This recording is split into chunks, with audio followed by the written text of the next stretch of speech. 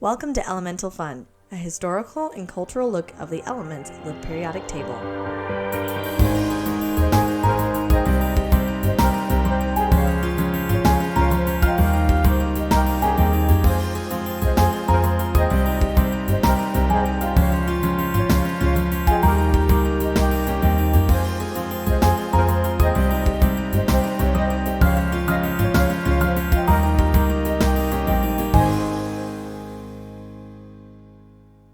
Hello and welcome to Elemental Fun. My name is Grace. My name is Cindy. And I don't have a voice. Sorry. Our show is being produced today by Charlie, my 2-month-old. Say hi, Charlie. He's sleeping. He is so Cute. quiet. So they're so quiet when they're sleeping. Oh, yeah. They're so beautiful and peaceful. And then they wake up. Yeah. No, he's pretty smiley. He's a good That's kid. good. He's a good kid. He looks just like his sister. Oh my gosh. It's like mini. Yeah. Which means he looks just like me. No. No. Looks like your dad. His dad. I was like, my dad. No, his dad. Yeah. Anyways, today we'll be discussing calcium and magnesium, two very important elements Quite to important us. for humans. Yes. Yeah. And animals and plants and life. Everything. You'd almost think that most of these are important for life. Well, but calcium and magnesium, they also have a little bit of a cultural, people talk about it a lot, especially when they talk about your health. mm-hmm. And so there's a little bit of Particularly cultural Shenanigans. yeah. Oh, words are going to be hard today. Oh, yeah. Can't wait. Good times. So we're going to start with calcium. Well, so they are in the second column on Yes. the periodic table, Mhm. which are the alkali earth metals. Yes. And they're named that because alkaline means basic, and That means they're so basic.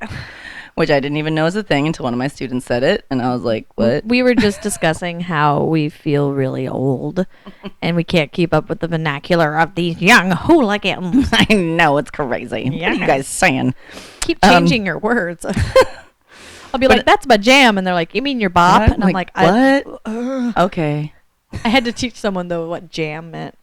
What's your jam? I was like, that's my jam. And she's like, Like, what is that? I'm what? like, it's like Your thing. your thing. It's my jam. And they're like, what? And they're like, cool, I'm going to use that. I'm like, it's going to be gone Yeah. before you even use it. I think it is gone. It already is gone. People are It like- came, it went. they're like, it's my jelly now. No, that's, No, you are jelly Oh, about my jam. okay. Jelly. There's a difference between jelly and jam. Yeah, well, and and it's there is difficult to remember. Yeah, I don't know the actual, like, I think the jelly real is jelly like and jam, totally. I but think jelly jam has can- like stuff in it, like I think so. but that's different than preserves. Oh, We're digressing here. we're staying on topic. Calcium. But the Alkali, basic, but in basic. here the basic means that it is a higher on the pH scale. So 7 is neutral, below 7 is acidic, above 7 is basic. Yes. And they are found, and these ones are not found uncombined in nature. Right. So both of them that we're going to talk today always are found in Right. combination. So when we talk about things that are made of calcium or magnesium, they're not pure calcium or magnesium. They Right. are some type of combination. Compound. And like calcium, it was really important in history, but not as calcium, but as calcium carbonate, which we will talk about. and still is important. That is Calcium true. carbonate. So let's start at the beginning. That's Calcium. a very good place to start. Calcium comes from the Latin meaning calx, which means lime, and we'll talk a little bit more about why, because they basically call calcium carbonate is limestone. And It was discovered by Humphrey Davy in our good old friend 1808. Humphrey Davy. Humphrey Davy. Yeah, he was. So they heated limestone to produce lime, which is calcium oxide, and they used that to make plaster and mortar for centuries. So it's Yes. very common there. And then actually Antoine Lavoisier. Yeah. I think I said that pretty good. I think in you French. did. Ooh, wow, that's rare. Suspected it was an oxide of an unknown element in 1808. Davy tried to reduce moist lime by electrolysis, like he had done with sodium and potassium, which we've already talked about. But he wasn't successful. So then he tried lime and mercury oxide, and then he got an amalgam of calcium and mercury, but that wasn't enough to prove it. Right. And this other guy, John Jacob Berlioz, also did that. John Jacob Jingle. That's exactly what I read that. That's exactly what went through my head. That's what went through my head when you read that.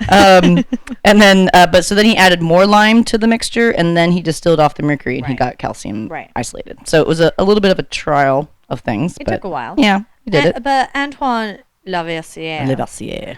he just basically defined it as Earth for all. Yeah, he was like, it's Earth. It's just Earth. Well, I think I think they said he did. Yeah, he He knew there was suspected that was something. but he was just like, But he was I like, can't figure it out. yeah. So there you go. And that was like in the 1750s, I think. Something like that. I don't think I have the date for that I don't one. have the date Yeah. either, but I Something think he was like a around there. 1750s guy. Okay. So yeah. it's in its pure form, which it doesn't appear that way in Doesn't nature. really, yeah. But it is a silver white metal. It's Soft. soft. It tarnishes like immediately when it touches air. Yep. And it Um, reacts with water. Yes, it reacts with Super fun. water. It's really hard to ignite, but once it's lit, it burns with a high intensity red flame. Yes. It is the fifth most abundant in the Earth's crust. It Yes. is the fifth most abundant in seawater, and it is the fifth most abundant in the human body.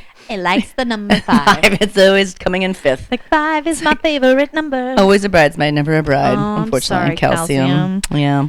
You know, maybe someday you'll find that special. Well, he finds lots of special someones. That's true. Because Calcium they just buddies kind of up promiscuous. likes to get along with everybody. It does. So they get in its use In a lot. a lot of things. So a reducing agent for metals like thorium and uranium. And where do we find thorium and uranium? In Nuclear reactions. So uranium is used. I mean, I don't know if in this case it's Thorium. used for that, but uranium is used in obviously uranium-235. We just watched the HBO series Chernobyl. Really good, by the way. Oh. And then thorium is another one. Actually, that it's an alternative to use instead of uranium, and it's actually much safer in a lot of ways. And my husband could tell you all about that. But It's a safer nuclear Safer. reactor. Ah. No, but it actually is like when it finishes doing the radioactive, you're not left with radioactive material at the end, this kind of thing. So, That's nice. but there's some other issues with it, which is why it's not all. Calcium done yet, also but- helped discover fluorium, moscovium, and livermorium. What? What are those? Elements that nobody talks about because they're made in a lab. Okay, right. I was like, Yeah. So calcium's used a lot. and yeah, nature. chemistry Mhm. things. They use it as an alloying agent for aluminum, beryllium, copper, lead, and magnesium. And we'll talk more about magnesium. In kilns, they heat the limestone. The heated limestone releases carbon dioxide and leaves behind quicklime, and that is calcium oxide, and that reacts with water and creates slacked lime, which is calcium hydroxide. So And slacked lime. So here's the process. Good. So slacked lime is used to make cement, is used as soil conditioner and in water treatment to decrease acidity, because remember it's basic. And in the chemical industry, it's used in steel making, which removes impurities from the molten iron core. And when you mix it with sand, it takes up the carbon dioxide from the air and hardens as lime plaster. So slacked lime's pretty good. that's technical term for calcium mixes with other things and makes cement. Yeah. And it makes concrete, and as the compound calcium carbonate, it can be limestone, it can be marble. We'll talk about limestone, marble, and the calcium carbonate. It was used as early as 975 AD for plaster of Paris, That's and I've had that in my medicine which section. is. Do you have a medicine section? I do. You're so fancy. I am. I'm like, I've got notes. Well, that's actually so it's the calcium sulfate, which is called gypsum, Oh, right. which is used by builders as plaster and by nurses for setting bones as plaster of Paris. So, do we know why it's called plaster of Paris? I don't know. I assume somebody figured it out in Paris. That was my assumption. Usually, when this stuff happens, it's like if it's a weird name, it's the guy who invented it, and if it's a place, it's where it happened. You would think so, but Not all the times. sometimes they trick us. It's true. But yeah, so and calcium carbonate is really important in building buildings, as we do, but also building corals Yeah. and shelled organisms in the ocean. We should talk about a little bit about the biology part of. That's what I have next. Oh my god. That's so perfect. We are in sync. So calcium is important in the soil. Weathering of rocks and minerals goes off and then that goes into the soil, and then it gets uptick by plants. And so it's really important in controlling soil pH, again, because if it's acidic, then you can balance it out by having some more calcium in there. So soil pH is really important if you've ever had any plants. If it's too acidic or too basic, the plants are going to die. We talked about that a little bit in our, was it our salt episode? It might have been. And we were talking about the pH, and then I said, when you pour acid on your hydrangeas, and then I was like, wait, don't pour acid on your hydrangea. Right, you put coffee grounds on your hydrangeas and it'll change it. Yeah. That's due to a multifactorial issue. Too big. Too science. Okay. Too sciencey. So the pH of the soil will affect decomposition, nitrogen mineralization, and nitrification. So that part is basically the cycle of nitrogen in the world, which we've talked about. The right. Cycle. Exactly. The cycle of nitrogen. So we have to take the plants organisms can take the nitrogen from the air and do nitrification, where it takes the unusable nitrogen and makes it into usable nitrogen. And so if that part, if the pH is too off, it can't do that, and that's a problem because then we're not getting the plants and people and organisms are not getting that nitrogen cycled through. In us, it is super important. It's essential to all living things. Mm-hmm. Right. The one thing that you're going to think about is your teeth and your bones. Yes. Because calcium, milk does the body good. Yeah. We'll talk a little bit about the milk advertisement. Yeah. A little bit. Different. I'll just go over the things I got here. So healthy teeth and bones. We store it mainly as calcium phosphate in our bones. The average human has 1 kilogram of calcium. Mm-hmm. And calcium is also very important. They act as messengers between the cells. Right. So a lot of our muscle movements and things like that have a portion of basically how the cells get activated have to do with ion imbalances. Mm-hmm. So how many of those ions you have on each side of your cell membrane. So if those are imbalanced, then you are unbalanced, then you have issues. And also assists in the release of hormones and enzymes. We store a lot of calcium. We don't have 99% of it is stored in our bones and in our teeth. Mm-hmm. And as we get older, and we lose that calcium, that's where osteoporosis comes in. It leaches out. Yes, and our bones become porous, and so there's the whole milk campaign, which we'll go into a little bit. We don't have to go into it now because I kind of want to talk a little bit about limestone and marble. Oh, okay. Limestone's cool. Mm-hmm. Because I have a little more historical stuff on it. Oh, I like. Well, yeah, and so it's not found uncombined in nature. So it's found as limestone, which is calcium carbonate, gypsum, which is calcium sulfate, fluorite, which is calcium fluoride, apatite probably, which is calcium calcium with either chloro or fluorophosphate. Isn't marble a form of calcium carbonate, or is it a different compound? I don't know. Because they were kind of side by side a lot in things, and I don't know if it's just like a different, kind of like how carbon could be so many different things. Right. Well, there could be, again, it's each thing it combines. If it combines with something different, creates a whole new different thing, right? So it could be just a different form with it in there. Yeah. There we go. Thank you, Google. So while she's doing that, so plaster of Paris yes, is rock resulting from metamorphosis of sedimentary carbonate rocks, mostly limestone or dolomite. And dolomite, I believe, is magnesium. I think, or I remember I have it in here somewhere, but I don't remember if it was with calcium or magnesium. So calcium oxide, basically. Yes, dolomite is in with magnesium. I don't know exactly what dolomite is, but okay. It was used by the Romans. It was used by Egyptians for the Great Pyramid of Giza, and used to build Tutankhamun's tomb. Marble has been used and valued for thousands of years. It's always, if it's a nice place, you're like, ooh, it's made of marble. Yes, nice. Michelangelo was very specific about a lot of his sculptures and used only white marble. And then it became popular again in the 1920s. I'm going to read from the book a little bit.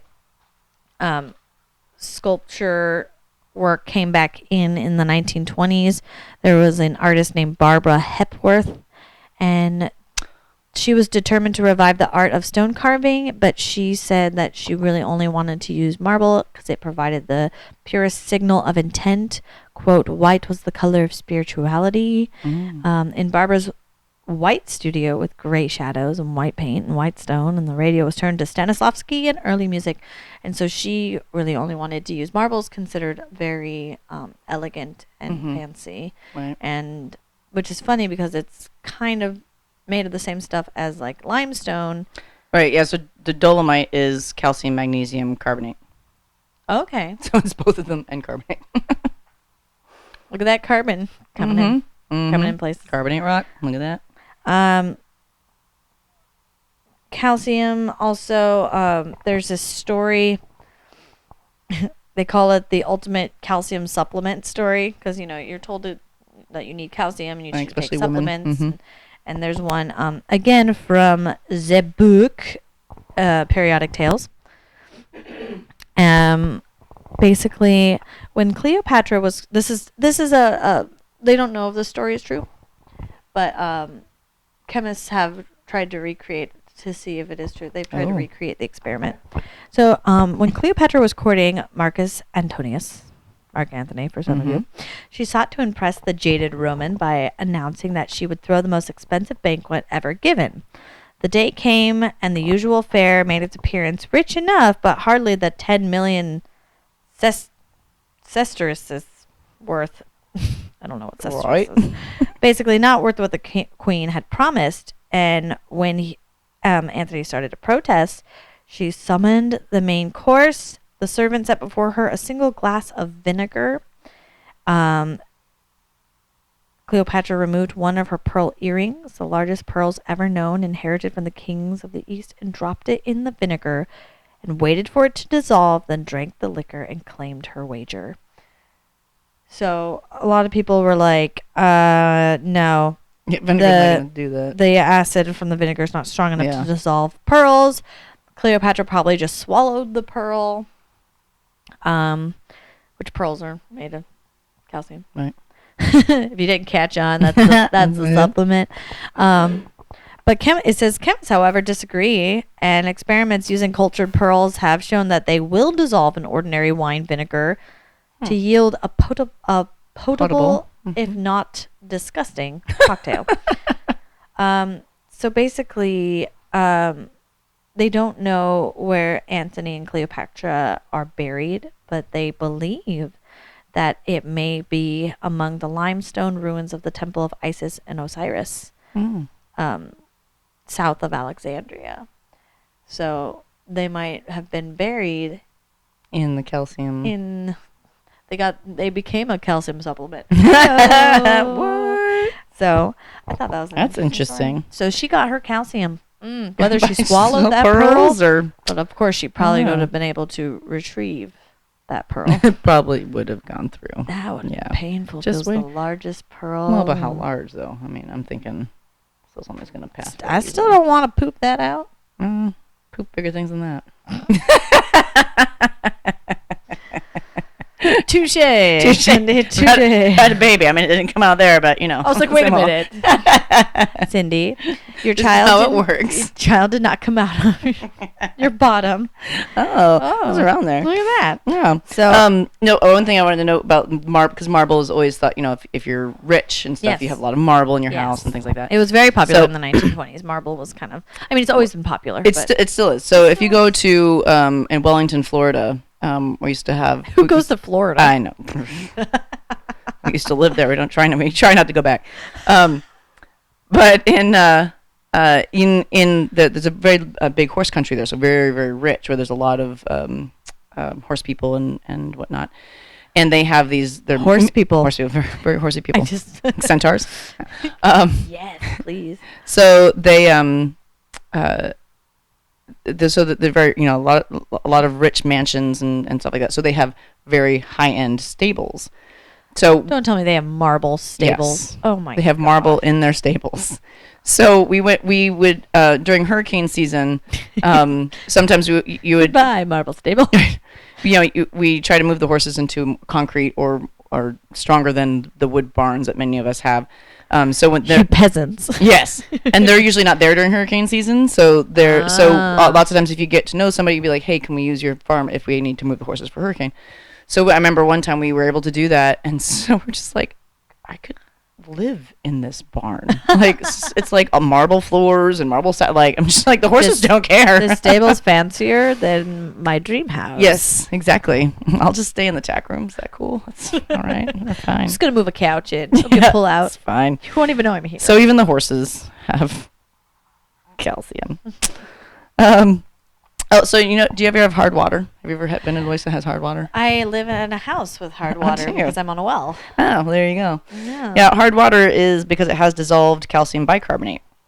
And do you know that when that filters through, like percolates down through the ground and goes into the caves that are below ground, the water drips off and the calcium carbonate is left there. Stalactites. And it makes stalactites And stalagmites, right? So somebody, I don't remember who told me, but somebody told me it was, stalactites hold tight to the ceiling. And then as it drips down, then it makes a mound and it creates a stalagmite. I thought that was kind of cool.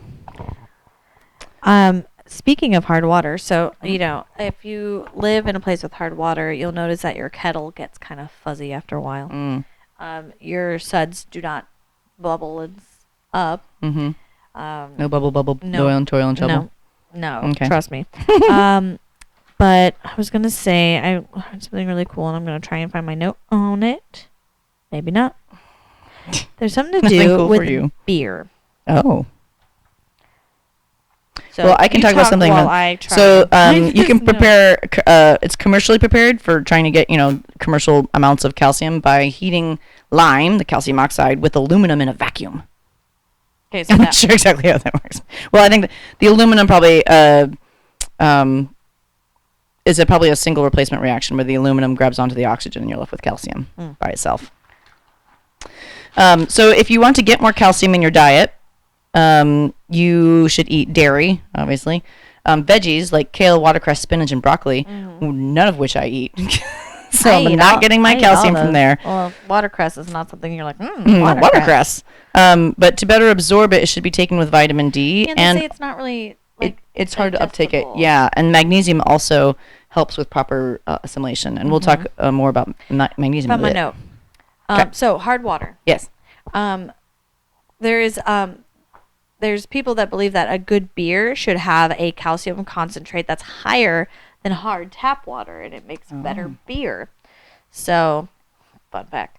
Just saying. So, I like how you have a section called Fun Facts. Yep.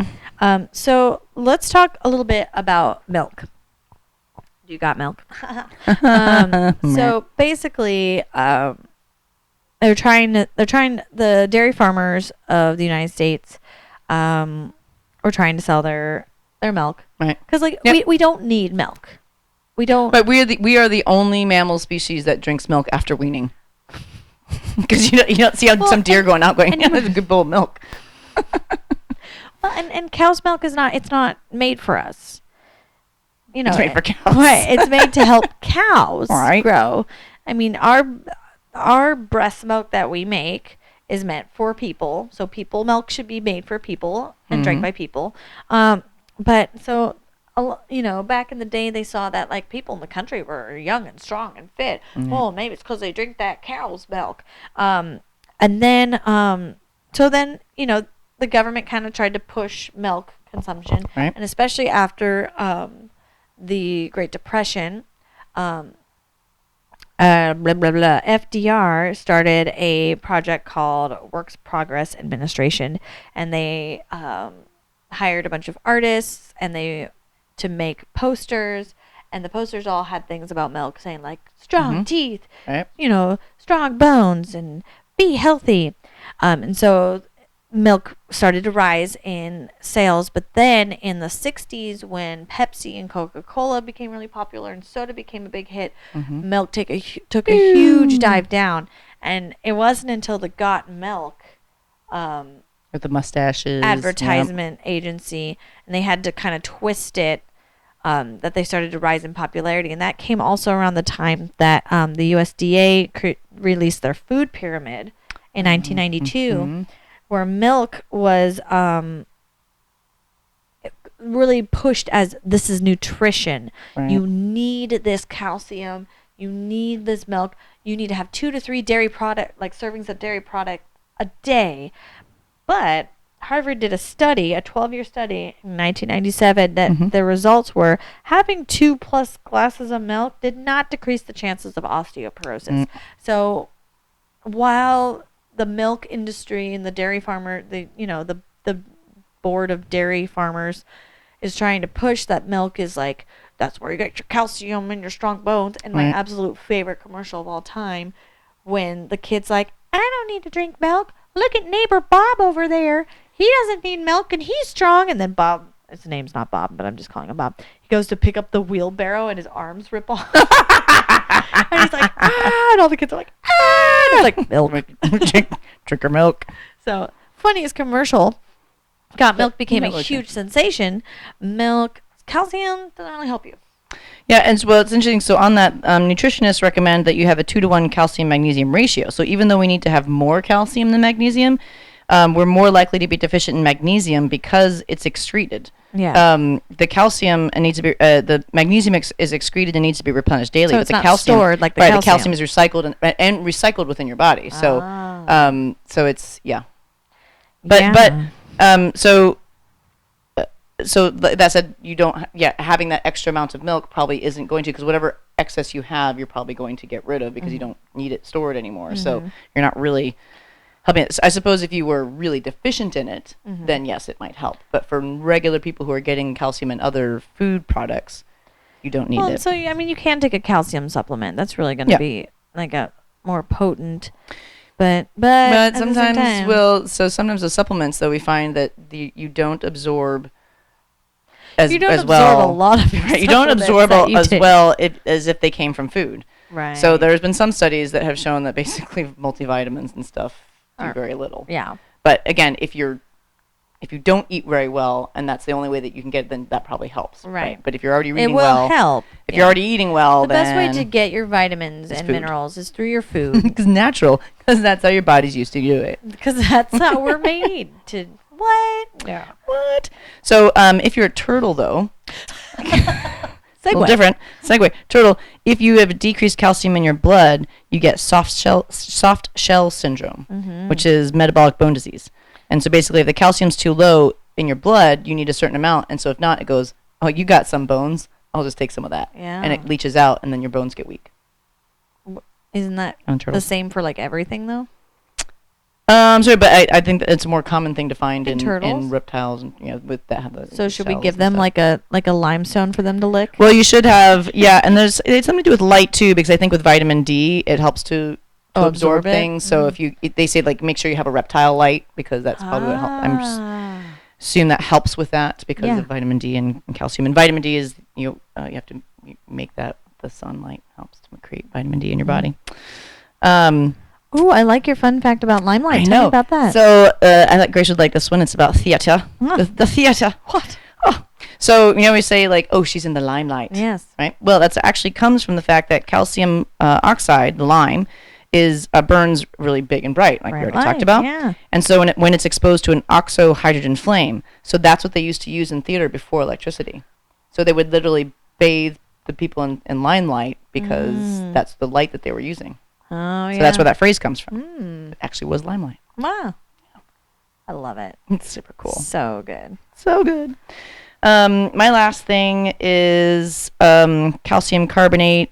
Basically, if you eat Tums ever or antacids. I did when I was pregnant because I had horrendous acid reflux. That's the only time I've ever had acid reflux was when I was pregnant. And I was like, how do people live with this all the time? My husband does all the time. I'm like, this is terrible. I know. My brother-in-law has it all the time. And I'm just like, I am so sorry. Yeah. 'Cause it's awful. It's terrible. It's the worst. But it's basically the acid coming up into your esophagus, and so you take the Tums you're and, taking the base. right, and you're neutralizing It's neutralizing the acid in it. Science. I know. Chemistry. Wow. And then again with calcium in the soil, if you increase the calcium, it reduces the solubility of nutrients. So the plants can't take up like nitrogen and phosphorus, which are limiting for growth. So it limits growth. But if you decrease the calcium, you get soil acidification. So acid rain replaces the calcium, and then the calcium is leached out. And so then you don't have the calcium in there. And acid rain, for those who don't know what acid rain is basically just, isn't it just there's actually like pollution sulfuric acid in the air, and then the water comes down, and so it reduces the pH of the rain. Yeah. And so huge amounts of forests were completely wiped out from acid rain earlier in our life. In the 1990, U.S. passed the Clean Air Act, and that helped a lot. So because the increased acid also increases the solubility of aluminum, which is toxic to plants. So basically killed a lot. Well, and I remember seeing these two statues. They were side by side, and one's really well, they weren't side by side, but one was picture. in the desert, like in Africa, and one was like brought to New York. And the one in New York was just worn down, and pockmarked, and because of acid rain. Acid rain just. That's the technical term. Yeah, that was a nice sound. I like it. And the last thing actually is really important. We talked about with acidification. Ocean acidification is a huge issue right now. Yes. As the pH of the oceans is going down, the problem that causes is basically the calcium carbonate that is used by coral building organisms and any shell organism that creates a calcium carbonate shell. Shells are made of calcium. Right.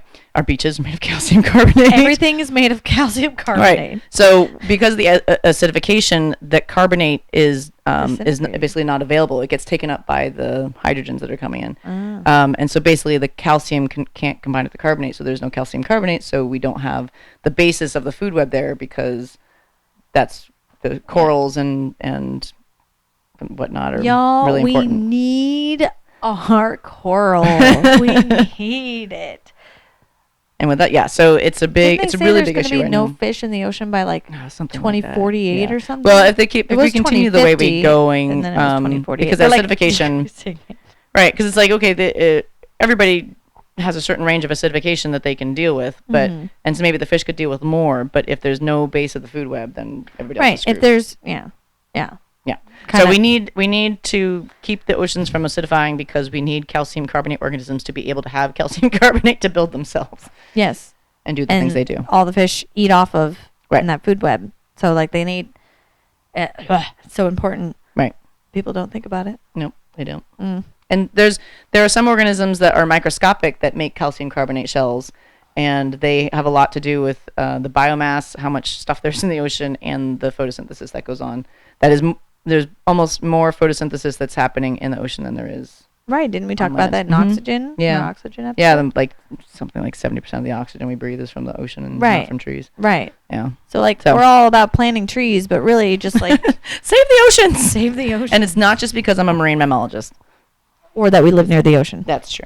All right, we should move on to magnesium. Oh, yes, we should. So magnesium is the 8th most abundant in the Earth's crust. Yes. In 1755, so actually this one's really interesting, the history of this one. Magnesium comes from the word Magnesia, which is a district of eastern Thessaly in Greece, where the magnesium compounds are abundant. And it was funny when I was doing the history of this. That's like one of the only ones we know of that's like named after a place. Yeah. Most of them are Some named like people or what it looks like. It's the Greek like. word for smelly. Right. So there's a lot of things here. So in 1755, Joseph Black is attributed as discovering. The founder, yeah. Yeah. The founder. The founder. I found the founder of magnesium. Well, he found it. He did found it. In Edinburgh, he saw that magnesium oxide was different than calcium oxide. He was heating carbonate rocks and magnesite,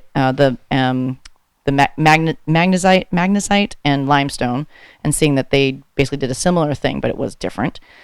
So he figured it out. But what's interesting, I think, is in the other histories, some other people kind of saw it but couldn't isolate it yet. But it really wasn't till the person who isolated it who got to say that they found it. Right. But this is kind of backwards, where this guy showed it, but there wasn't that same kind of, I have isolated it and here it is. Right. Because in 1789, this guy, Thomas Henry, noted that the magnesium mineral meerschaum, Meerschaum, Meerschaum. magnesium silicate, Meerschaum.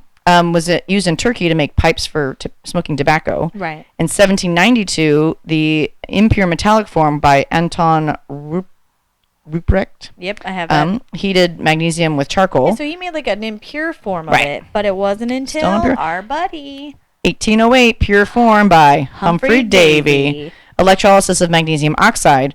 But it wasn't until 1831 that French Antoine Alexandre Brutus Busse got a sizable amount that reacted with magnesium chloride with potassium, and then he studied the properties. So I find it funny that it wasn't that that Joseph got it back here, and not French. The one that named it though. Yeah, I didn't find who named it. They give credit to Joseph Black, even though it was almost 100 years later that they really were able actually to isolate it. Yeah, I mean, even Humphrey Davy did a tiny amount, and it wasn't another 20-something years that he was. But then 1909, the method he basically made an electrolysis method that was big enough for industrial production of it, by our good friend Robert Bunsen, who is the creator of the Bunsen burner. Mm-hmm. So it's an interesting history compared to some of the other elements that we've talked about. And speaking of its properties, when it is by itself, which it isn't, but when it is not in nature, when we force it to be by itself, it's a silvery white metal that ignites easily in the air and burns with a bright light. We did and that it's in our... almost impossible to distinguish. It literally has to burn itself out. Oh yeah, we would use magnesium, little strips of magnesium in our chemistry class, and you'd have your Bunsen burner, and you just put the magnesium in there, and it's bright. blinding. It is bright. And then you just have to let it go until it burns away. And I believe it's what they use in those candles that like keep reigniting. Oh, probably. Yeah, the one the trick birthday candles that you blow out and then you come back and you're like, haha, this is so funny. Yeah. I remember the first time I saw that, I was like, it's magic. It's magic. No, it's science. Crazy. Yeah, so there's a lot of uses for it. It improves mechanical fabrication and welding characteristics of aluminum. So it's 1/3 less dense than aluminum. Yes. And so aluminum is pretty light in the first place. And so it is super lightweight, and now it's used in bicycles. It's used in planes and cars. It's used in everything. Yeah, Car everything that you want to make luggage, lighter. Laptops, drink cameras, cans. power tools. Yep. Car bodies, And then drink it's cans. used, for flares, fireworks, sparklers. It was used in World War II for bombs. Incendiary bombs. Yes, I have this really cool picture, which I will show Cindy, and you will It's not not be able to see. because you can't see it. And I'll explain it a little bit if I can find it, page 39. It Children's book. removes sulfur from molten iron and steel. A magnesium sulfate is used as a mordant for dyes. A mordant means it makes the dye adhere to the fabric. That's kind of important. Yeah, a little bit, because you'd be like, it didn't take. Why is it not going on the thing? Look at this picture. Ooh, that's cool. So it's like, it looks So like it says this long exposure photograph. So it looks like these arced streams. It looks like something from a sci-fi movie. Yeah. Of bright light. It says this long exposure photograph was taken in 1917. It shows artillery shelling over the trenches of northern France. A star shell was a form of artillery that was used to light up a battlefield. The shell contained a fuse that would burst when it reached a given height. This would ignite a magnesium flare that burned brightly while the shell gradually fell to the earth on a parachute. The flare lit up no man's land, the area between the front line trenches and the opposing armies, and exposed to view any activities by enemy patrols. Oh, this is like a big flashlight. Big spotlight. Bing! Yeah, like to make sure they weren't doing anything shifty. But they also were used in bombs because they would just burn and burn and burn and burn. And let's burn down that whole city. So what's really funny though, and I was trying to figure out this juxtaposition. So it burns really well, but magnesium hydroxide is used in plastics to make them fire retardant. I know. I saw that too, and I was like, So this just goes to remember that with chemistry, when you put two different things together, the properties are very different than the original two things. Right. So you can make something that's really burnable be less burnable. Keep things from burning. Magnesium And oxide heat-resistant. is heat-resistant bricks for fireplaces Yeah. and furnaces. They also add it to cattle feed and fertilizers. we need magnesium. Remember, you Right, replenish it. You know, Right. so important there. Milk of magnesia, Yes. magnesium hydroxide. So that is, you know, the same thing as your antacids for your Tums that we had for the calcium. Yes. They're similar. I think that's why we're doing them together. Right. Magnesium sulfate is. Yeah, have you ever used Epsom I have a salts? story. I have a story. Okay, I have the story of Epsom salt. Do you have the story of where it came from? Yes, I do. Oh, okay. You say it then. A long, long time ago. ago. Actually, in 1618, England had a drought. It was like a really severe drought. And Henry Wicker, he was walking along the countryside, and he found this pool of water that the thirsty cows would not drink. And he's Salty. like, why want to drink? He took a taste. He's like, that's bitter. And so he evaporated it and was left with these salts. And the salts proved to be an excellent laxative. So he's like, that's why the cows aren't drinking it. Because they're like, I'm going to be having some problems later. And they already have cow And pies. So. they used it as a treatment for constipation for the next 350 years. And so the spring that he found it in was Epsom. That's why they're called Epsom salts. Do you use Epsom salts? So, and if you've ever used it, a lot of times you'll say if you have an issue with your foot, or you're trying to draw something out like an infection, you soak it in Epsom salts. So I used to do this a lot with my horse when he would have an abscess. So what they tell you to do is get warm water, Epsom salts, and then have your horse put their foot and stand in it, which is not always easy depending on your horse. Yeah, that's true. Luckily, my horse was very good about it. But yeah, it helps to pull the salts basically help to pull out and drain out the infection. Yeah. Yeah. Well, I mean, as runners, you see online all the time, they're like, Epsom after salt. my marathon, I'm going to soak in Epsom salts. So people soak in them. And still used Don't today. eat them, though. No. Unless you're having problems. There's other things that might be a little bit better Don't for eat that. Epsom salt. No, it would be hard to take that much of it, I would think, anyway. Magnesium chloride and magnesium citrate are also used in medicine, though I don't know the exact whys. And the last thing is Grignard agents. Grignard are organic magnesium compounds that are used in the chemical industry. So magnesium, I didn't actually, I mean, I'm a biologist and I know about photosynthesis, but I did not know how important magnesium was to this whole thing. Yeah. So chlorophyll, which is why plants look green, it's the Yes. pigment that is responsible for photosynthesis. Well, not the only thing, but the main one. Yes. It's the majority, chlorophyll A and B, particularly chlorophyll A. I did not know there was an A and a B. There's two. There are two chlorophylls. I thought there was just chlorophyll. But that is why plants look green, because Not the chlorophyll chloroform. pigment absorbs the other wavelengths of light, but not green. So Right. it reflects the green, so they Reflects look green. And that's why in the fall, your leaves change color because they're not getting enough photosynthesis because the days are getting shorter and it's getting colder. And Well, and so the main reason is that the chlorophyll breaks down first, and there are other pigments, so xanthophylls, carotenoids. That's right. That's right. Yep. So I did learn this. The greens break down first, and so then you're left. Then you red. see the carotenoids, which are the orange and yellow, and then there's the xanthophylls, which are kind of more brownish. So that's why you have the change What in color. makes red?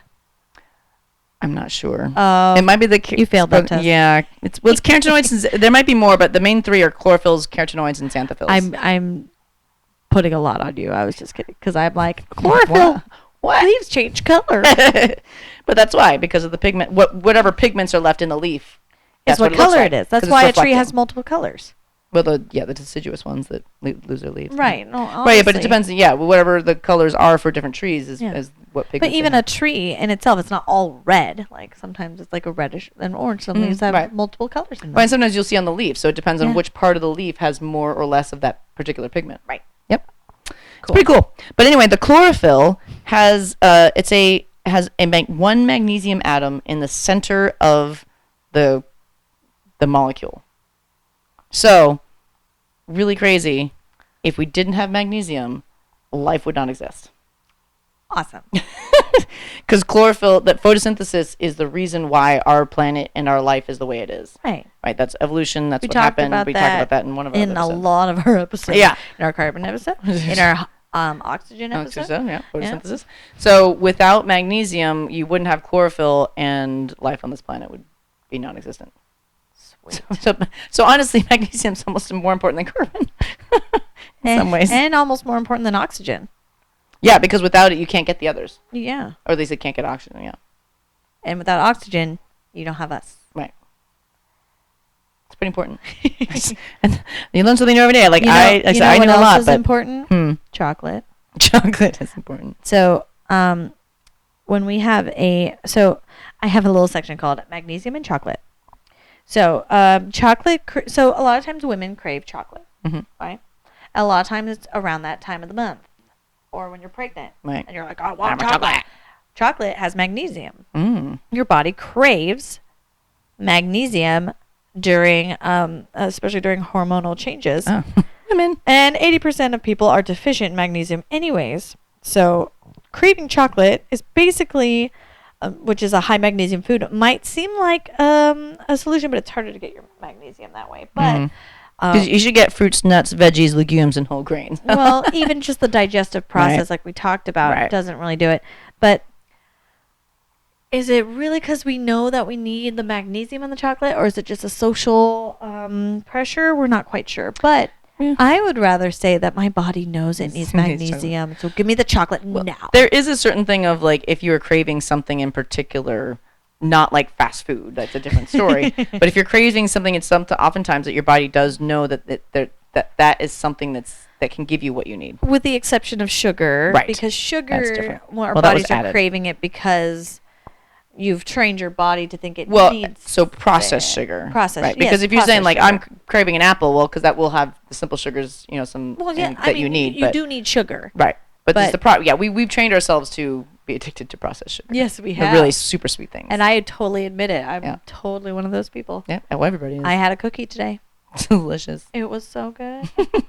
It had natural sugars and processed sugar. I was upset because my son got in his snack for T-ball had the fudge covered Oreos, mini one. It was the thin ones. I've never I've never had one. And by the time I went and walked the dogs and I came back and I'd eaten them all. I was like, dang, what a jerk! I know. I told him like, oh, you finished them all. He's like, I didn't know you wanted one, Mom. Like, of course I want one. Like, come it's on. Chocolate. But we need magnesium also for hundreds of enzymes and over 300 biological processes That's in a our lot bodies. of processes. It's a lot. And again, as we talked about before, we're more likely to be deficient in that because we don't store it like we do calcium. That makes sense. So we need about 250 to 350 milligrams a day. We only store about 20 milligrams in our bones.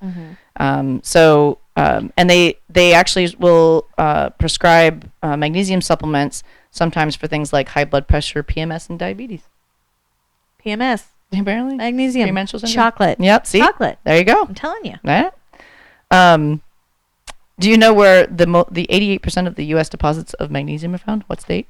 Washington. No, Nevada. Thought that was funny.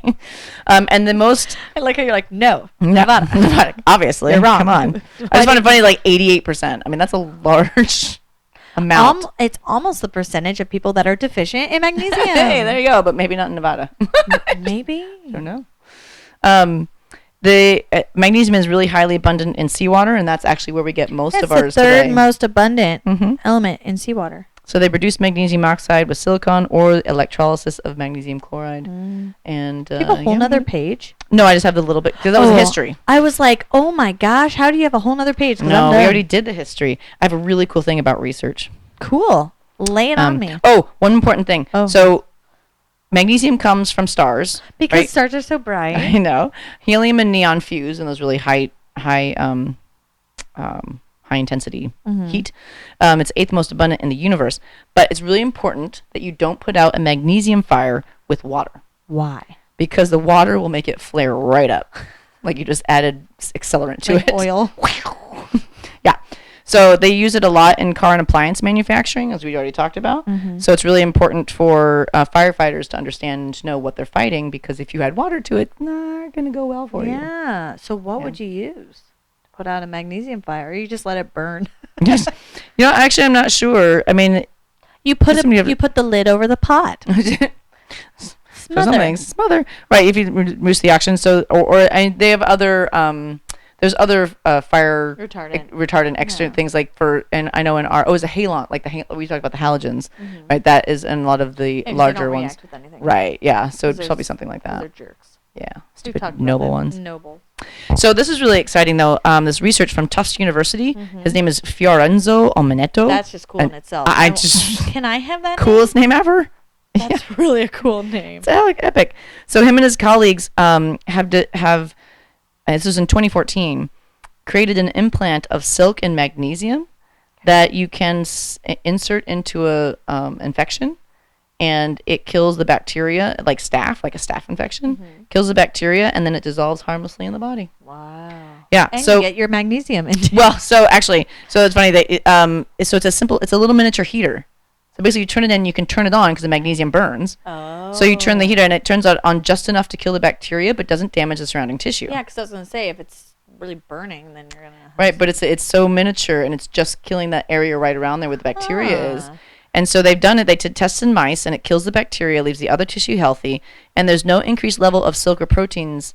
Silk proteins or magnesium left in your body, So because it burns out entirely. Yeah, because when it gets dissolved, it's made up of 30 micrograms, and we take in 250 to 350 milligrams per day. Yeah. So it's like tiny, 0.0000 extra more, right?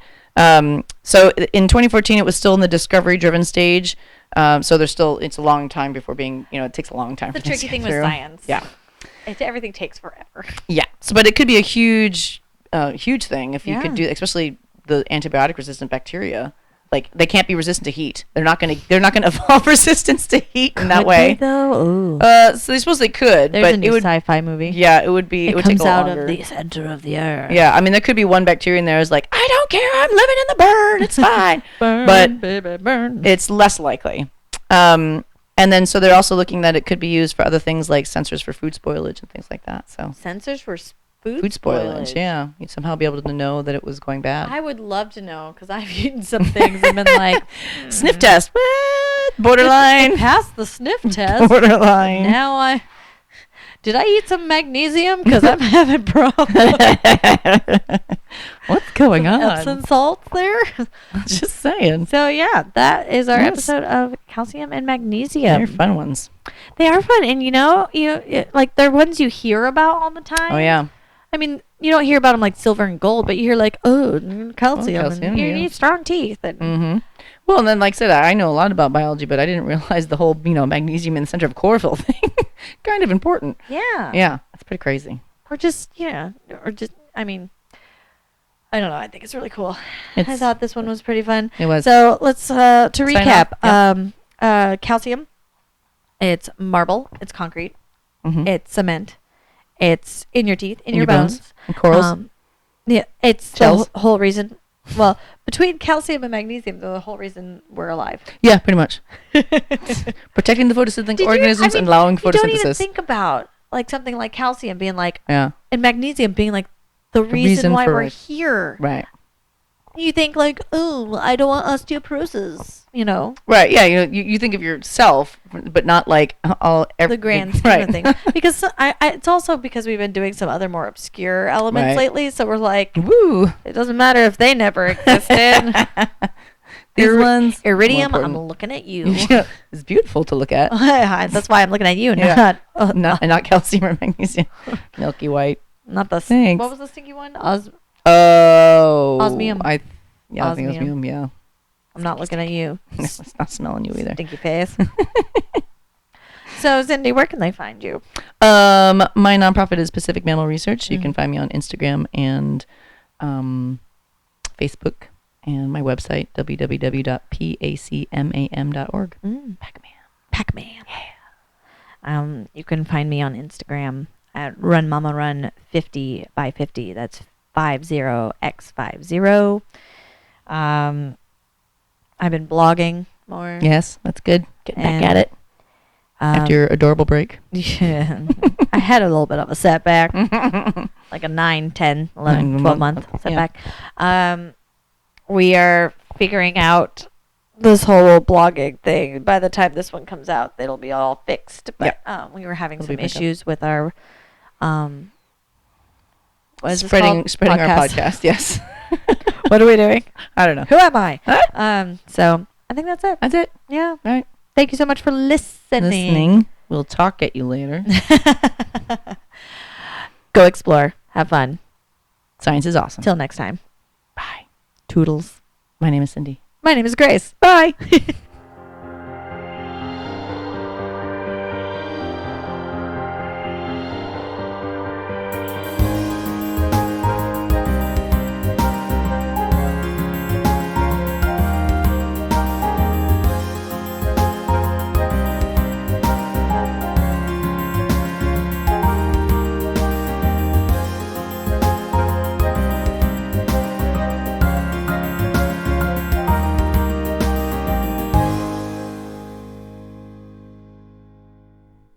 know how to turn on the I microphone? was like, but the battery light's not on.